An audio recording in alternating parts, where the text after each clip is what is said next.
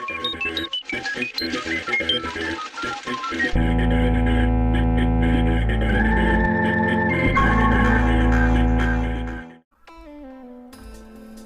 everybody, my name is Gregomon with Gregomon Tutorials, and today I'm going to be showing you guys how I make my videos.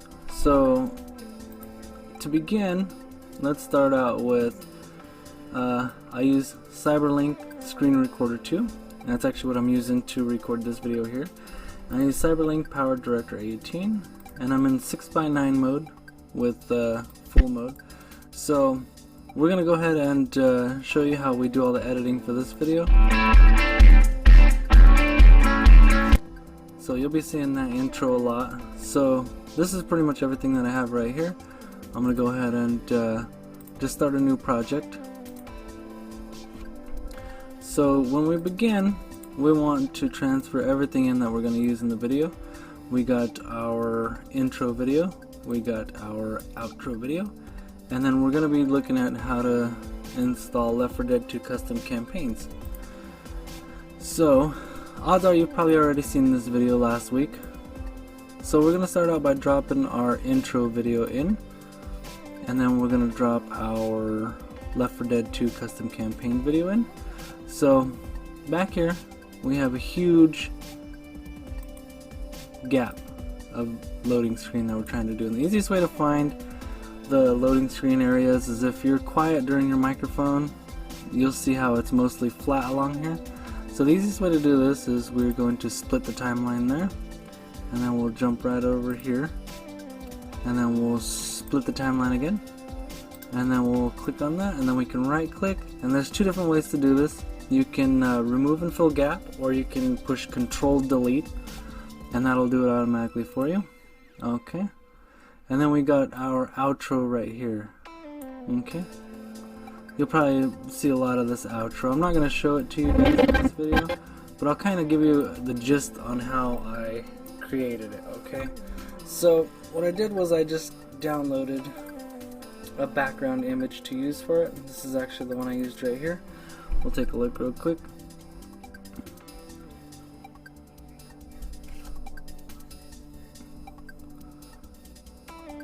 If it loads.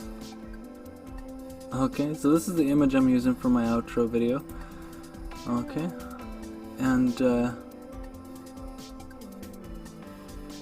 we'll go ahead and drag that into. I'll give you guys a little bit of an in-depth here. Okay, so then with YouTube, standard end screens are about 15 seconds flat. So we'll just get that close. We're not too worried about all the details with it right now. But if you did want it to be more precise, you could zoom in on the timeline here, and then you could highlight it, and then you could drop it back to exactly 15 seconds, a little easier when you're zoomed in. There we go. And then you can zoom back out. Okay. And we just use our mouse wheel, scroll it down to go to the right, up to the left. Pretty simple. Okay, and then next we're going to show some of the other little things that we did with that outro, because you've probably seen it and you'll see it at the end of this video as well. But we added in a few other things. We added in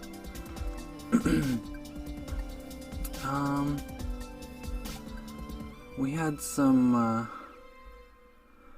it's like all these little likes and thumbs and things. We'll give you the general idea here though, because it doesn't matter how you want it to look, this process will pretty much be the same. Unless you're trying to do something like really big, you know? So go ahead and add that in right there. We'll make that the same length there. We'll take a look at it. Okay. And then you can even resize it, move it around and everything. So we'll go ahead and shrink that down a bit, and then we'll put that right in the middle, right there. You see how it snaps to the middle? PowerDirector will do that. It'll snap it to all the different parts of your video. So we'll go ahead and leave that right there in the middle up top. So we'll take a look at how that looks. Not too bad. Okay, and then you also want to add in a title. So it doesn't matter what title you add in, you can add in any title you want. You just stick that right there. Okay, and in order to edit it, you just double click on that, and then you can go in here, delete, and then put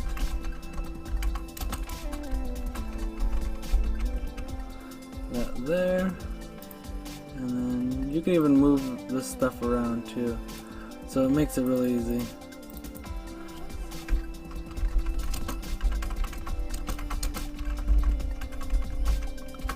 Okay, oops, we don't want that there. Oh well, that's not gonna mess anything up. Okay, so let's see how that looks so far. And remember, the process that we're using here is the same process I used to create my other one. Screw it, we'll go ahead and take a look at it real quick, guys.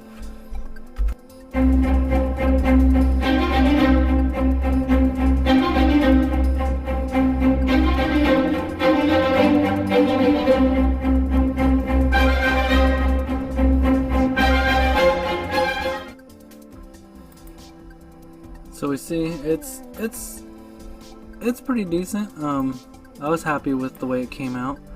So another thing we want to do is we can do background music. We can either click on it through there, or when you're up here you can just click on this up here.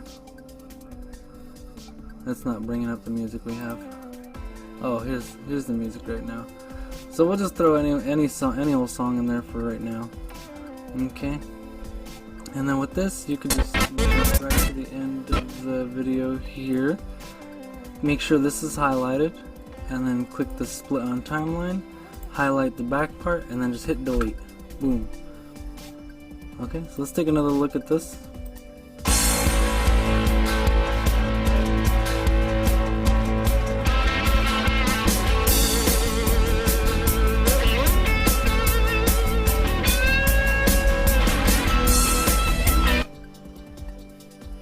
Alright, so that's the same process I used for my intro video. We'll take a look at that real quick.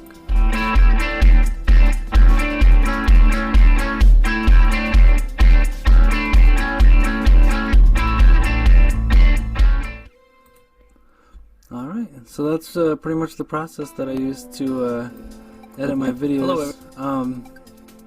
My Lego videos and my Facecam videos are a lot different though, because of the fact that with the Facecam it's a little different. You have to use chroma key and a bunch of other stuff. So we'll get into that in a different video. But for now, remember to like, comment, subscribe, guys. If you enjoyed this video, share it with your friends. Remember to hit that bell icon so you can keep up with more tutorials like this and furthermore. And I will see you guys all in the next video. Thanks again. So I wanted to add one more thing onto this video before I let you all go. I forgot to tell you how I actually do the producing of the video.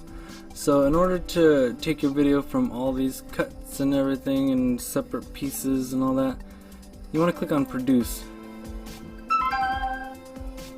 Now I have mine set to H.264 AVC, MP4, and then I have it to MPEG-4, 4K, 3840 by 2160, 30p, and 50 megabits per second.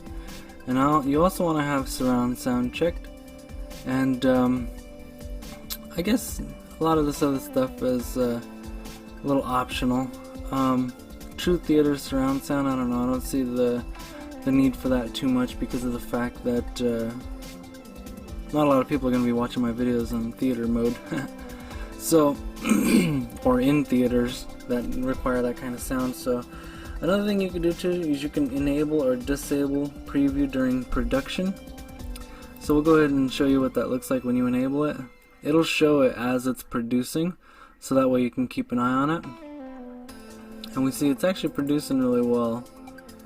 So I just want to let you guys know how to actually get those videos produced like that. I want to thank you guys all again for coming out. Remember to like, comment, and subscribe, and I'll see you all in the next video, guys.